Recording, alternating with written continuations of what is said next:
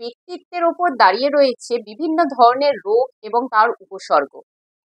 Type এ personality. Type এ পার্সোনালিটির মানুষরা ভীষণ ambitious হয়, তাদের গোলস অনেক হাই হয়, তাদের লাইফ অফ স্ট্যান্ডার্ডও অনেক হাই হয়। তাদের সবসময় একটা ক্রেভিং থাকে একটা উচ্চ পদে সে নিজস্ব ডিগনিটিকে মেনটেন করবে, এবং তাই তারা করেও থাকে। সেখানে কোনো রকম দোষ নেই, তারা ভীষণ ফোকাসড হয় কাজের মধ্যে।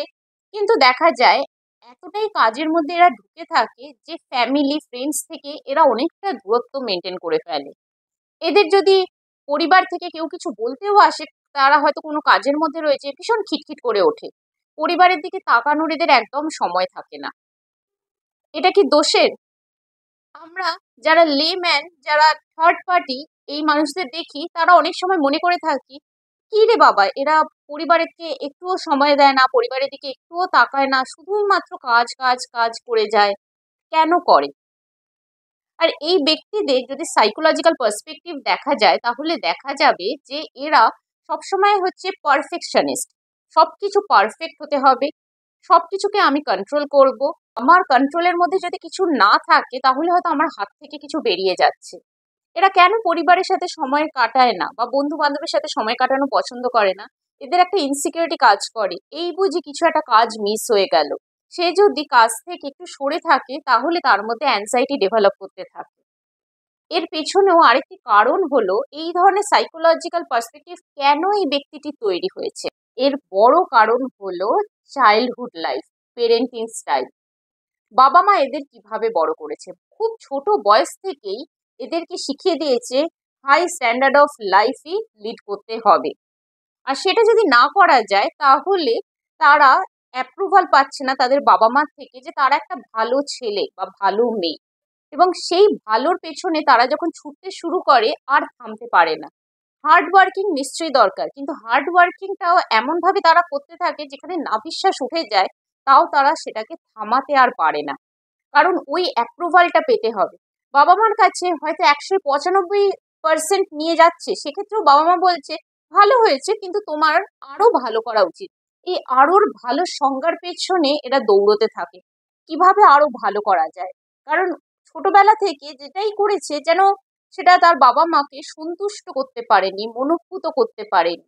আর এই সন্তুষ্ট মনঃপুত করার পেছনে এরা যখন ছুটতে থাকে, দেখা যায় যখন এরা অ্যাডাল্ট হয়েছে, প্রাপ্তবয়স্কতে এসে বিবাহিত জীবনের মধ্যে রয়েছে, কর্মজীবনের মধ্যে রয়েছে, কর্মজীবনের মধ্যে এরা এতটাই এন্ট্যাঙ্গেল হয়ে থাকে যে এরা না ঘুমাতে পারে, না রিল্যাক্স করতে পারে, না বন্ধু বান্ধবের সাথে হাসি খুশি মজা করতে পারছে। তাতে গিয়ে এদের শারীরিক এবং মানসিক অবনতি দেখা দিতে শুরু করে। এদের যে শারীরিক উপসর্গগুলো দেখা দেয়, তার মধ্যে গুরুতর হলো কার্ডিয়াক রিলেটেড প্রবলেম, এবং এরা ডায়াবেটিকও হয়ে থাকে। এদের লাইফ থেকে মিষ্টতা, আনন্দ যেন হারিয়ে যেতে শুরু করেছে, কারণ এরা একটারই পেছনে ছুটতে থাকে, আর সেই ছোটা যেন শেষই হয় না। কারণ ওই অ্যাপ্রুভালটা পেতে হবে, যেটা বাবা মার থেকে ছোটবেলায় পাইনি, সেটা বড় বয়সে বাবা মার জায়গায় যে অথরিটি ফিগার রয়েছে তার কাছ থেকে পেতে হবে। আর সেই পাওয়াটাও যেন তাকে সন্তুষ্ট করছে না। যদি পাওয়াও হয়ে যায়, তারপর আরো পেতে হবে, কারণ বারবার তার ছোটবেলায় এই কথাটা শুনে এসেছে।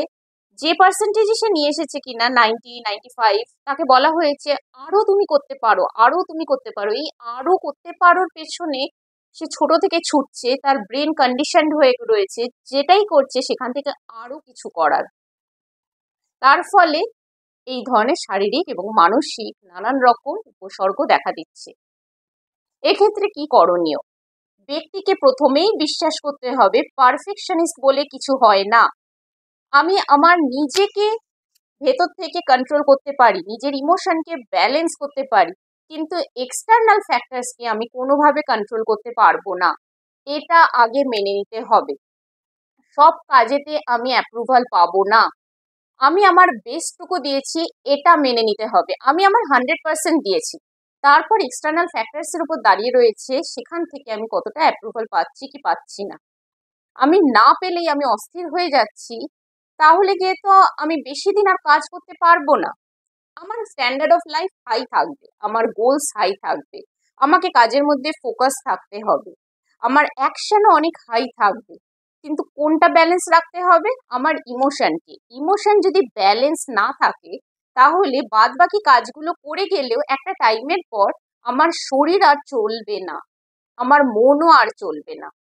তাই শরীর এবং মনকে একসাথে চালনা করতে গেলে এই ব্যক্তিদের প্রথমে অ্যাকসেপ্ট করে নিতে হবে আমি পারফেকশনিস্ট নই, আমি এক্সটার্নাল ফ্যাক্টরসকে কন্ট্রোল করতে পারবো না, আমি কি পারবো আমার নিজের ইমোশনকে কন্ট্রোল করতে এবং ব্যালেন্স করতে। কিভাবে? মেডিটেশনের দ্বারা।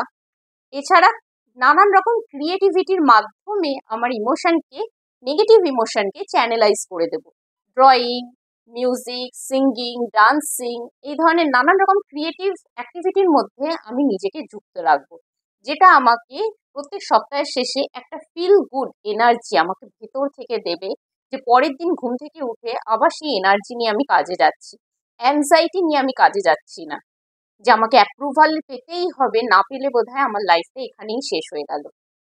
তাই বাবা মাদেরও বলি, standard of life definitely high করা উচিত, ছেলে মেয়েদের মধ্যে হাই গোল সেট করা উচিত, কিন্তু তার মধ্যে যদি অ্যাংজাইটি ডেভেলপ হয়ে যায় তাহলে সে সেই লাইফটা মেকানিক্যালি হয়তো পেয়ে যাবে, কিন্তু ইমোশনালি সেটাকে এনজয় করতে পারবে না, এবং একটা টাইমের পর সে অসুস্থ হতে শুরু করবে।